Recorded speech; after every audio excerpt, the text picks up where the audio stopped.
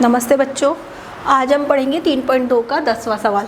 निम्नलिखित संख्याओं में से प्रत्येक को 3 अभाज्य संख्याओं के रूप में व्यक्त कीजिए। अपन ने पहले 2 अभाज्य संख्याओं में व्यक्त किया था, अब की बार आपको 3 अभाज्य संख्याओं लिखनी है और उनका योग कितना करना है, 21। तो मैंने बताया 3, 5, 7, 11, 13, 17, 19, 23। 23 के बाद आएगा आपके 24 नहीं होती, 25 नहीं होती, 26, 27, 28 क्या आती है, 29, 31। ये सब क्या कहलाती है, आपकी अभाज्य संख्या कहलाती है। 21, इनमें से ऐसे 3 संख्याएं लो जिनका योग 21 हो जाए। तो देखो 5 ले लिया अपन ने, 7 ले लिया, 7 और 5 12 और 21। तो अपन को ऐसे 3 लेनी है, 3 और 5 को जोड़े तो 8, 8 में क्या जोड़ें कि 21 हो जाए। तो 21 में से 8 घटा लो, 8, 9, 10, 11, 13। तो 13 भी आपकी अभाज्य संख्या है, ठीक है। तो 5 और 3 8, 8 में 13 जोड़े तो कितने हो गए, 21। तो हम क्या लिख सकते हैं, पहला 21 के लिए 3 + 5 + 8, वो 8 + 13, 5 और 3 8, 13 में 8 जोड़े तो क्या बन गए आपके 21। अब किसको लिखेंगे, 31 को। 31 के लिए भी आप ये लिख सकते हो, 3 और 5 8, 8 और यहाँ क्या लिख सकते हो 23, 5 और 3 8, 31 हो गए यही। अब लिखेंगे अपन 53 को। 53 के लिए ले ले, जैसे अपन ने ले लिया एक, कुछ भी ले लो आपके हिसाब से, 11 और 13 कितने हो गए, 24, 3 और 1 4, 24। तो 53 में से क्या घटा दें, 24 घटा दें। कितने बच्चे, 9। यहाँ क्या है, यहाँ बच्चे 4 में से 2 गए तो 2। 29 भी क्या है, एक अभाज्य संख्या है। तो अगर हम 11, 13 और किसको जोड़ दें, 29 को, तो देखो 9, 10, 11, 12 और 1 13 के 3 हासिल 1, 2, 1 3, 1 4, 1 5। 53 का भी हो गया। अब है आपका 61 का। 61 के लिए आप आपकी मर्जी से देखो, 61 लाना है, एक लाना है लास्ट में पहले तो है। तो जैसे मान लो 31 ले लो एक, तो अब 30 बचे तो 11 और 13 कितने होते हैं, 30 होते हैं क्या, नहीं। तो 13 और 17 क्या होते हैं, 30 होते हैं। तो 30 + 31 तो 13, ये आपके हो गए। आप इनके अलावा भी और कुछ लिख सकते हो जैसे आपके दिमाग में आए, मतलब लेकिन तीनों को जोड़ के योग 21 होना चाहिए, 31 होना चाहिए, 53 होना चाहिए और 61 होना चाहिए।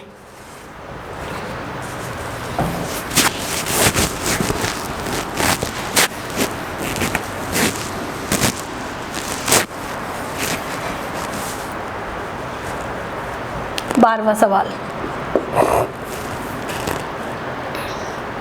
20 से छोटी अभाज्य संख्याओं के ऐसे 5 युग्म लिखिए जिनका योग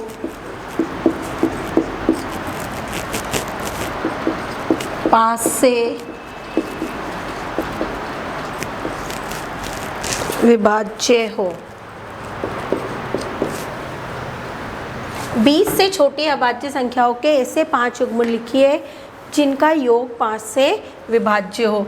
20 से छोटी होनी चाहिए। तो आपको पता है पहले अभाज्य संख्या कौन कौन सी होती है, 2, 3, 5, 7, 11, 13, 15 नहीं 16, 13 के बाद 17, 19, 23, 31, ठीक है, 23, 29 और 31 और भी होती है, लेकिन आपको तो 20 से छोटी तो यहाँ तक ही लिखनी है।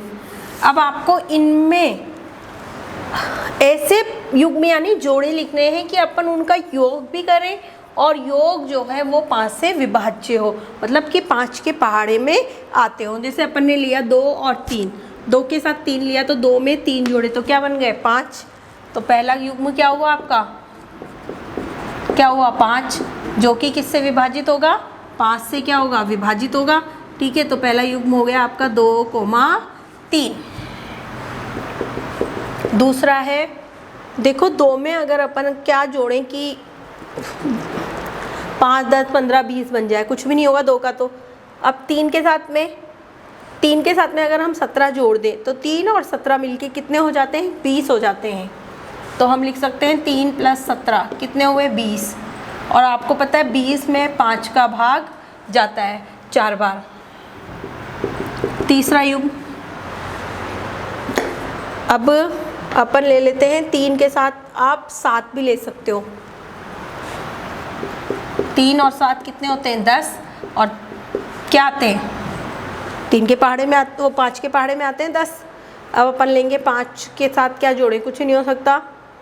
3 के साथ अपन ने 7 जोड़ दिए, 11 जोड़े तो 14 होते हैं, इससे ये नहीं जुड़ेगा। 17 और 3 20 होते हैं, ये ले लिया अपन ने। अब 5 के साथ तो कुछ है ही नहीं, अब 7 के साथ देखते हैं। 7 के साथ अगर 13 ले, 7 और 13 जुड़ के कितने हो गए? 7 और 13 20 हो गए। 7 + 13 कितने हो गए? 20। तो क्या हो गया चौथा युग्म? 7 और 13। अब पांचवा युग्म, अब देखो 7 के साथ 13 ले लिया, 7 के साथ और कुछ नहीं ले सकते। 11 में 19 जोड़े तो 11 और 19 10, 20, 30 हो जाते हैं। तो आपको पता है 11 और 19, आप 13 और 17 भी ले सकते हो, ठीक है। आप कोई से भी, आपको 5 युग्म लेने, लेकिन दोनों को जोड़ के देखना है कि वो 5 के पहाड़े में आते हैं या नहीं आते, यानी कि 5, 10, 15, 20, 25, 30, 35 ये आना चाहिए, ठीक है।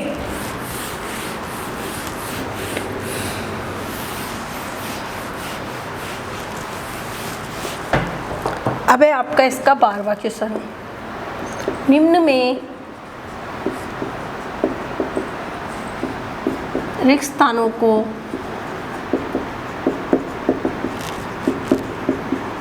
भरिए। ए, वह संख्या जिसके केवल 2 गुणनखंड हो।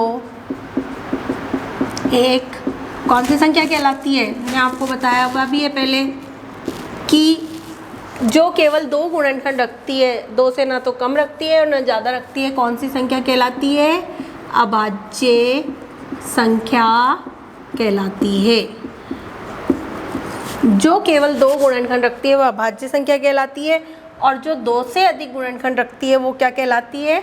वह संख्या जिसके 2 से अधिक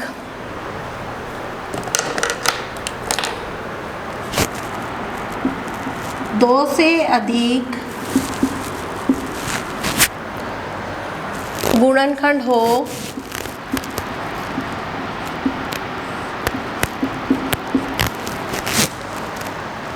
एक कौन सी संख्या कहलाती है? भाज्य संख्या कहलाती है।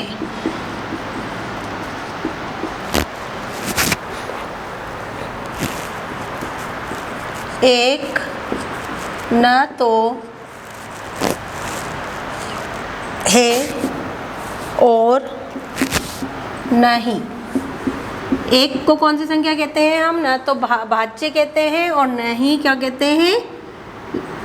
न तो अभाज्य है और न ही भाज्य। मैंने बताया था क्योंकि इसके ना तो 2 गुणनखंड होते हैं, इसका केवल एक ही गुणनखंड होता है एक का, इसलिए ना तो ये अभाज्य है और न ही भाज्य। डी वाला,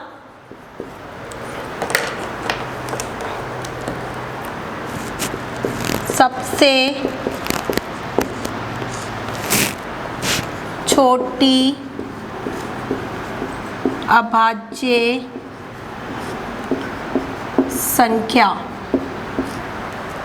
कौन सी है? सबसे छोटी 2 है, क्योंकि एक को ना तो भाज्य मानते हैं और न ही अभाज्य मानते हैं। ई है सबसे छोटी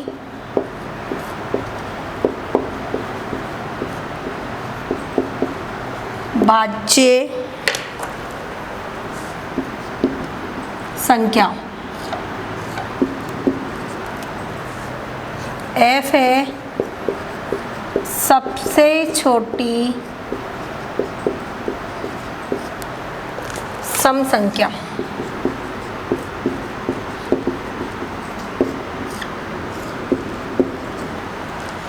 सबसे छोटी भाज्य संख्या, आपको पता है एक को ना तो हम अभाज्य मानते हैं ना भाज्य मानते हैं। दो अभाज्य होती है, तीन आपको पता है तीन भी अभाज्य है। उसके बाद आता है चार, जो कि क्या हुई, सबसे छोटी क्या हुई, भाज्य संख्या होगी। तो सबसे छोटी भाज्य संख्या कौन सी हुई, चार। सबसे छोटी सम संख्या, सम क्या होती है सबसे छोटी, दो, क्योंकि दो का पहाड़े में दो आते हैं। धन्यवाद।